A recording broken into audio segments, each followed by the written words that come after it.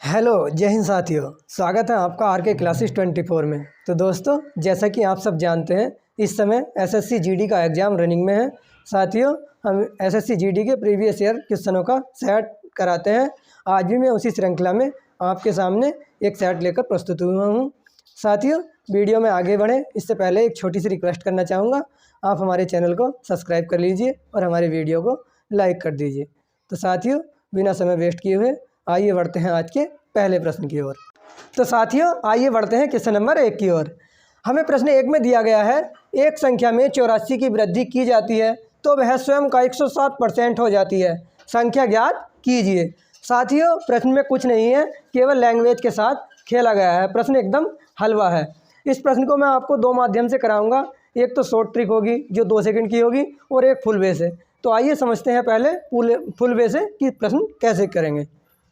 हमें बताया है कि एक संख्या में 84 की वृद्धि की जाती है तो वह स्वयं का 107% हो जाती है। अर्थात प्रश्न में हमें कोई संख्या दी नहीं है तो अपनी तरफ से माननी होगी। साथियों, यदि हम x एक संख्या माने, हमें पता है कि 84 की वृद्धि की जाए, अर्थात इसमें हमें 84 ऐड करना होगा। साथियों, तो संख्या हमारी 107% हो जाती है स्वयं का, अर्थात स्वयं संख्या का 107, और परसेंट के लिए हमने 100 से भाग दे दी। साथियों, अब हम इसे सॉल्व कर लेंगे। हमने 107 x/100 कर लिया, और साथियों यदि हम इस x को इधर लेकर आएंगे तो यह माइनस में होगा और बराबर हमारा 84 बचेगा।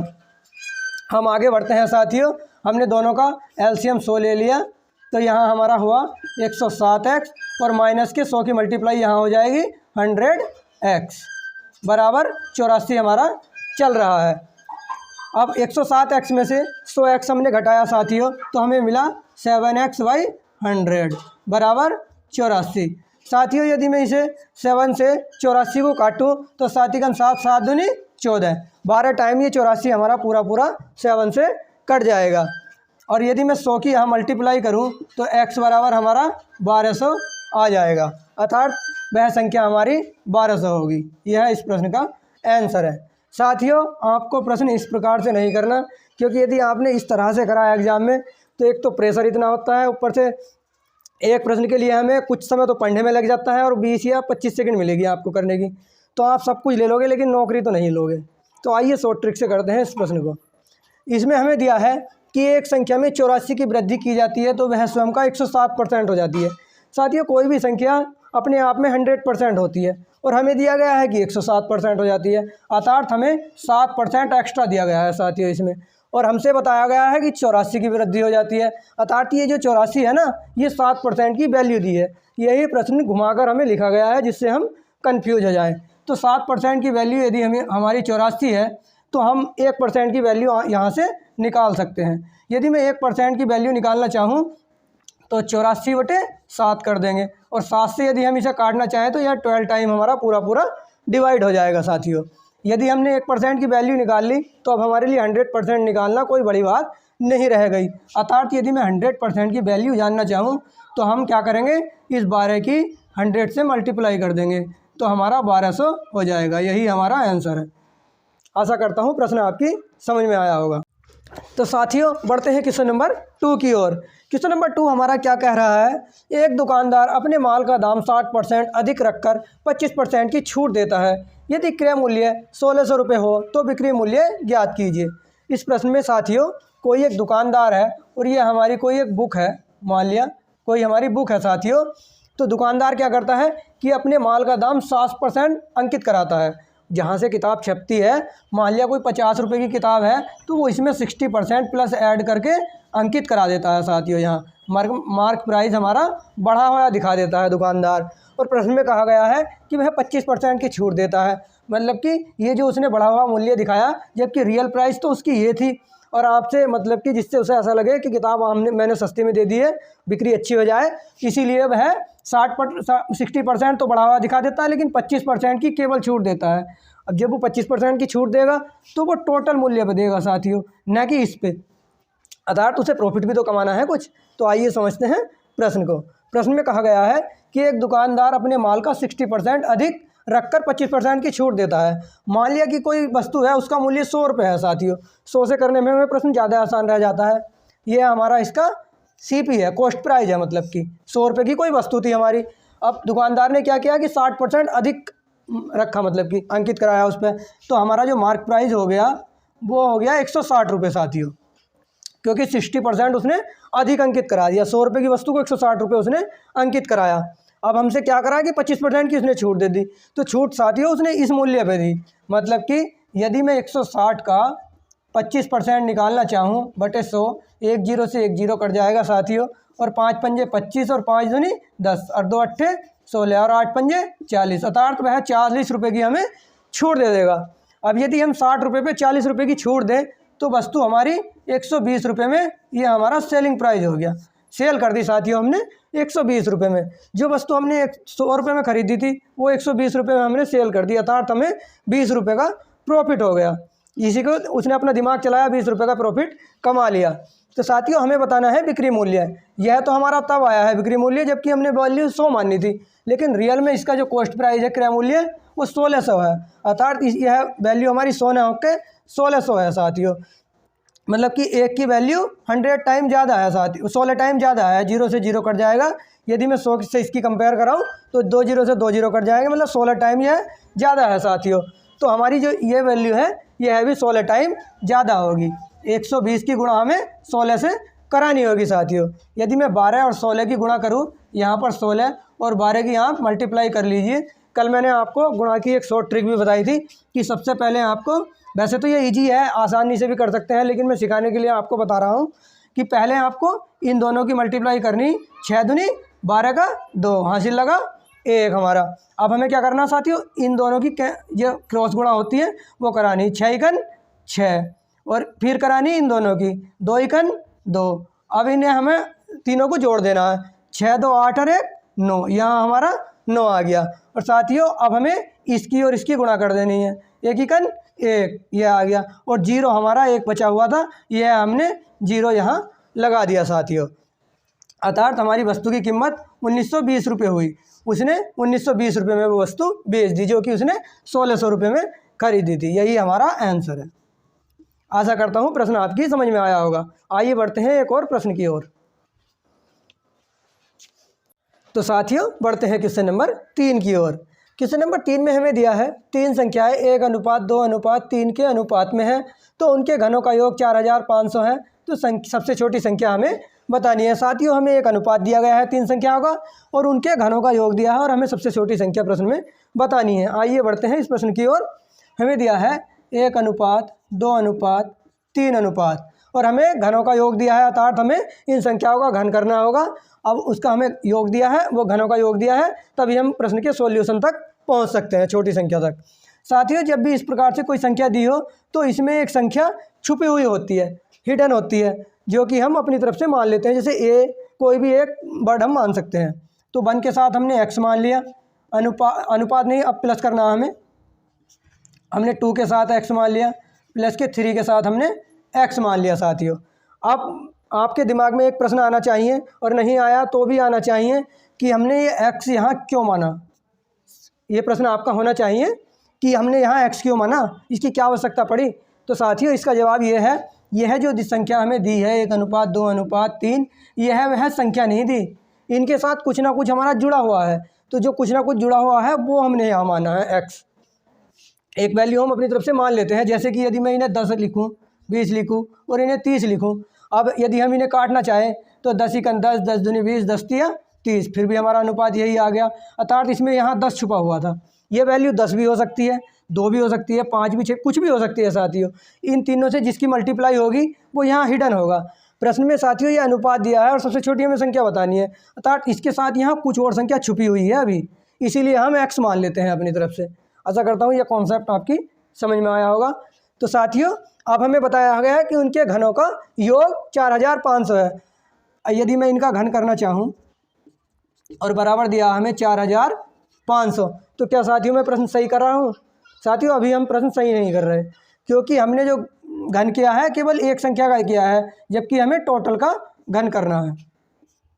बस छोटी छोटी ये पॉइंट होते हैं जिसमें यदि आप x का घन कर लेते तो अभी आपका प्रश्न गलत हो जाता, फिर भी एग्जाम में आप सही सब कुछ जानने के बाद भी अपना प्रश्न गलत कर लेते। तो साथियों x का घन हमारा एक्स का घन ही होगा, और 2 का घन होता है 8 और एक्स की घात क्यूब, प्लस के 3 का घन होता है 27 एक्स की घात क्यूब, बराबर दिया हमें 4500।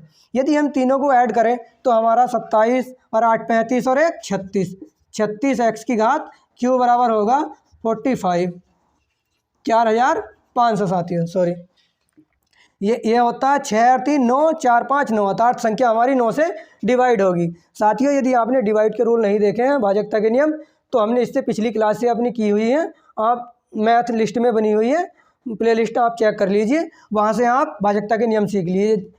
यहाँ हमें पता है 6 3 और 6 9 होता है, तो यह संख्या अवश्य ही 9 से विभाजित होगी, यहाँ भी 9 हो रहा है तो यह भी विभाजित होगी, तो हमने 9 से काट दिया, तो हमारी संख्या है 9 चौक 36, 9 पंजे 45, 4 एक्स की घात क्यूब बराबर होगा 500। और साथियों यदि मैं 4 से इस 500 को काटना चाहूँ तो 4 ही 4, यहाँ बचेगा 1, 4 दूनी 8 बचा 2, 4 पंजे 20, अर्थात एक्स क्यू का मान होया 125। अब हमें पता है 125 किसी न किसी का तो घन है। साथियों यदि मैं एक्स 125 जानना चाहूँ तो यह 5 का हमारा घन होता है, क्योंकि यहाँ घात 3 है, तो हमें इसे आगे बढ़ाने के लिए 5 की घात भी 3 करनी होगी, और जब हम तुलना करेंगे तो x बराबर हमारा 5 निकल के आएगा। अर्थात हमने अब x का जहाँ जो हिडन वैल्यू है हमारी, उसकी वैल्यू काउंट कर ली। हमें सबसे छोटी संख्या बतानी थी, तो हमारे अनुपात में सबसे छोटा साथियों 1 है, अर्थात जब हम 1 के साथ 5 की मल्टीप्लाई करेंगे तो हमारा 5 ही मिलेगा। यह हमारी सबसे छोटी संख्या आ गई। यदि हम दूसरी मध्य की संख्या हमसे प्रश्न में पूछी होती तो हम 2 के साथ 5 की मल्टीप्लाई करते और 5 दूनी 10 हो जाता। यदि 3 की पूछी जाती तो 3 के साथ 5 की मल्टीप्लाई करते हैं, मतलब सबसे बड़ी संख्या, तो 3 पंजे 15 हो जाता साथियों। यदि हम फिर से इसके घनों के योग पे पहुंचना चाहे, यदि हम 5 का घन करें साथियों, यह घन तो 125 होगा, 10 का होता है 1000 और साथियों 15 का होता है 3375।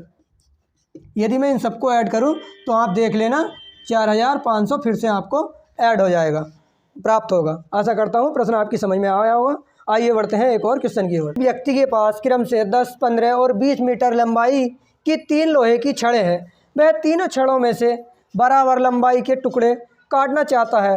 वह बिना कुछ बर्बाद किए उसमें से कम कुल कितने टुकड़े काट सकता है। साथियों एक व्यक्ति है, उसके पास 3 लोहे की छड़ें हैं अलग अलग लंबाई की, और उसमें से वह कुछ भी बर्बाद नहीं करना चाहता, तो कितने छोटे छोटे टुकड़े वो काट सकता है। प्रश्न ने हमें यही पूछा है। साथियों जब भी आपको इस प्रकार का प्रश्न मिले, आपको कुछ भी सोचना नहीं है, एग्जाम में देखते ही डायरेक्ट HCF मतलब हाईएस्ट कॉमन फैक्टर आपको निकाल देना है और आपका आंसर आपके सामने होगा। यह प्रश्न कई प्रकार की लैंग्वेज में आता है साथियों, कई बार आपको बक्से ज़माने की लैंग्वेज देगा, अलग अलग लैंग्वेज में प्रश्न आता है, लेकिन आपको HCF निकालना है और प्रश्न पर आंसर टिक करके आगे बढ़ जाना है। तो साथियों हमें वैल्यू दी है 10, 15, 20। अब हमें सबसे बड़ी बात है कि इसका HCF होगा क्या। मैसेप है, इसे बोलते हैं हिंदी में मैसेप है। तो साथियों इसका मैसेप होगा क्या, आपको क्या करना है, ये तो छोटी वैल्यू है, कोई भी बता देगा कि 5 है, लेकिन कई बार ऐसा हो जाता है कि बहुत बड़ी बड़ी वैल्यू आ जाती है, तब कैसे करना है आपको, इन कोई सी भी समीपस्थ वैल्यू लेनी है हमें। जैसे 10 और 15 है, 10 और 15 में यदि हम डिफरेंस देखना चाहें तो 5 है। इसी प्रकार हम 20 या 15 में देखना चाहें तो भी 5 है, कोई एक डिफरेंस ले लेना है हमें। कई बार ऐसा होता है साथियों वैल्यू इतनी बड़ी आ जाती है कि हम सोच नहीं पाते, तब के लिए ये ट्रिक है आपके। तो हम देखेंगे कि 5 आया, यदि 5 से ये तीनों वैल्यू भाग जा रही हैं तो हमारा HCF साथियों 5 होगा। ये शॉर्ट ट्रिक है। कोई भी बड़ी वैल्यू होती है तो आप उन जो निकटस्थ 2 वैल्यू होती हैं, बड़ी वैल्यू में से छोटी घटाकर देखना, तो आपको जो भी मिलेगा उससे फिर भाग देकर देखना, तो कहीं ना कहीं कोई यदि तीनों से भाग जा रहा है तो आपका HCF वही होगा।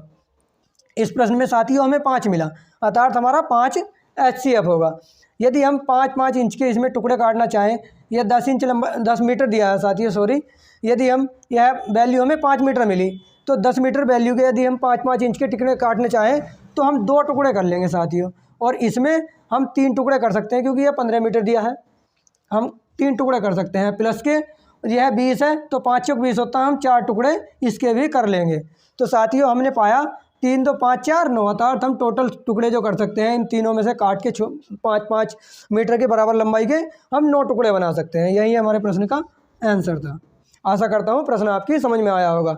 आइए बढ़ते हैं एक और प्रश्न के। तो साथियों बढ़ते हैं क्वेश्चन नंबर 5 की ओर। क्वेश्चन नंबर 5 में हमें दिया है एक धनात्मक संख्या से 4 कम करने पर वह उसके व्युत्क्रम की 21 गुना के बराबर हो जाती है। तो संख्या हमें बतानी है। साथियों प्रश्न यह भी दो तरह से कराया जाएगा, एक शॉर्ट ट्रिक होगी और एक लॉन्ग मेथड होगा। आइए पहले वे से इस प्रश्न को समझने का प्रयास करते हैं। हमें दिया है कि एक संख्या कोई धनात्मक संख्या है, उसमें से 4 कम करने पर वह उसके व्युत्क्रम के 21 गुने के बराबर है। मतलब कि कोई संख्या हमें माननी पड़ेगी। हमने माना संख्या x है और इसमें से यदि हम 4 घटा दें तो यह जो संख्या है साथियों अब यह उसके व्युत्क्रम मतलब इस संख्या के व्युत्क्रम के 21 गुने के बराबर होगी। यह प्रश्न में हमें कंडीशन दी है और x की वैल्यू हमें बतानी है। साथियों x माइनस के 4 बराबर 21/x। अब हम x की इधर मल्टीप्लाई कर लेंगे तो यह हुआ x स्क्वायर माइनस के 4x बराबर 21।